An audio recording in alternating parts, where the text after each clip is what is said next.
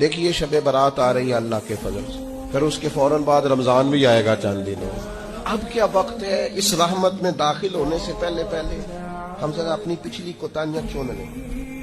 اپنی غلطیاں سمیٹ لیں، اپنی عادات کو ٹھیک کریں۔ نبی پاک علیہ السلام کثرت سے روزے شعبان میں رکھنا شروع کر دیتے تھے۔ ایک رات ہمیں پہلے مل جاتی ہے شب برات کی، لو بھئی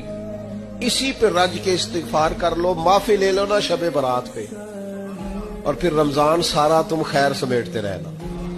پھر تم نفع جمع کرتے رہنا، یہ تم پیچھے سے بیلنس کر لو نا شب برات کی رات،